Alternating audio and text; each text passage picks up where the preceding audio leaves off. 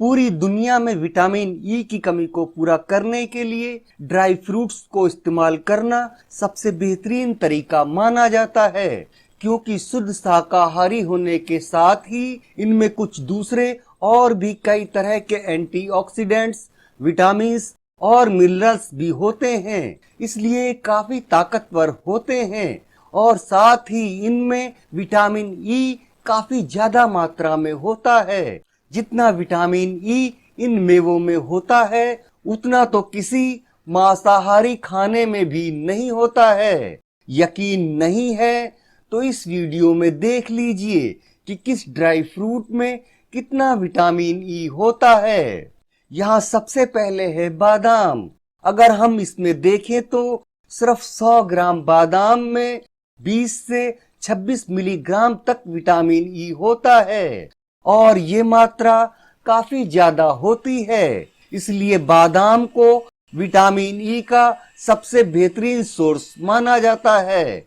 इसके बाद है हेजलनट्स। इसमें भी विटामिन ई बहुत ही अच्छी मात्रा में है, क्योंकि सिर्फ 100 ग्राम हेजलनट्स में 15 से 21 मिलीग्राम विटामिन ई होता है, इसलिए इससे भी विटामिन ई की पूर्ति आसानी से हो जाती है। और अब अगर हम मूंगफली की बात करें तो सिर्फ 100 ग्राम मूंगफली में ही 8.3 मिलीग्राम विटामिन ई होता है।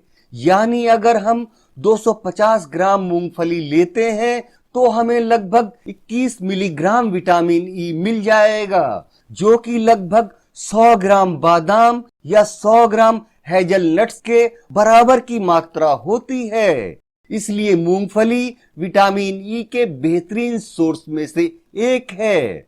और याद रहे, इसी तरह पीनट्स बटर में भी काफी ज्यादा मात्रा में विटामिन ई पाया जाता है। यानी कि अगर आप मूंगफली की जगह उसका निकला मक्खन इस्तेमाल करेंगे तो आपको और भी ज्यादा मात्रा में विटामिन ई मिल सकता है। और पीनट्स के बाद अब है ये ब्राजील नट्स। इसमें विटामिन ई 100 ग्राम में 5.7 से 6.5 मिलीग्राम तक पाया जाता है।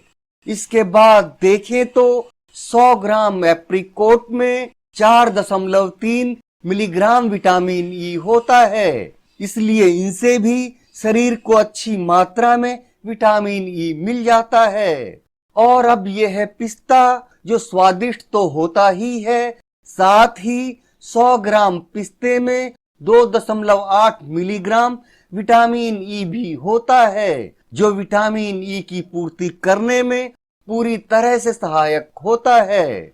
और अब आगे देखें तो 100 ग्राम काजू में भी 0.9 मिलीग्राम विटामिन ई होता है।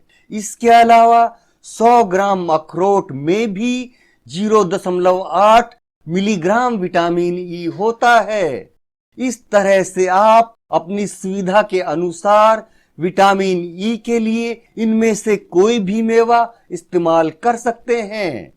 और अब बोनस टिप्स के तौर पर जान लीजिए कि इन सब मेवों से ज्यादा विटामिन ई सूरजमुखी के बीजों में होता है, क्योंकि सिर्फ 100 ग्राम सूरजमुखी के बीज में 26 से 35 मिलीग्राम तक विटामिन ई पाया जाता है, जो कि काफी ज्यादा मात्रा होती है।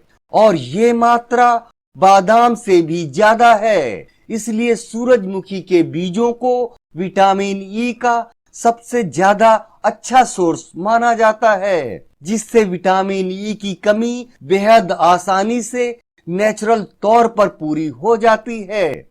इसके अलावा 100 ग्राम कद्दू के बीज में भी 2.2 मिलीग्राम विटामिन ई पाया जाता है, इसलिए अब आप अपने स्वाद और जरूरत के हिसाब से इनमें से कोई भी चीज चुन सकते हैं।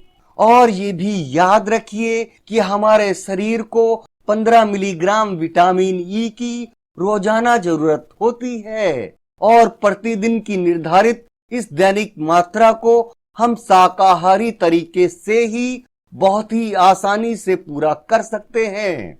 इसके अलावा विटामिन ई के बारे में और ज्यादा जानकारी के लिए आप हमारी दूसरी वीडियो भी देखें। और अब आप भी विटामिन ई से जुड़ी अपनी जानकारी कमेंट में जरूर लिखें। इस वीडियो को देखने के लिए आपका बहुत बहुत धन्यवाद।